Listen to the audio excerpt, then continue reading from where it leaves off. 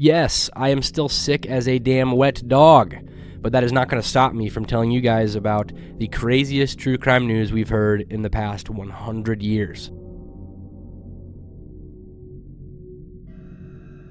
After 137 years and plenty of cold cases, Jack the Ripper has been identified through DNA testing. So his real name is Jack Kaczynski, and if you can believe it, he was a barber. So he was a person of interest, but back then the fingerprints weren't worthy of identification, and investigation was not as near as good as it is today, so they couldn't tie him specifically to the crimes, but he was a person of interest. So he was identified by a piece of clothing that had his DNA on it from his fourth victim. Her name was Catherine Addos. This piece of clothing was then auctioned off to a man named Russell Edwards in 2007, who was, ironically enough, an author and has had many of years' experience in investigating Jack the Ripper and things like that. After Edwards acquired this piece of clothing, he did extensive DNA research on it and found that it was connected to John Kaczynski. And that is how they figured out who Jack the Ripper is today.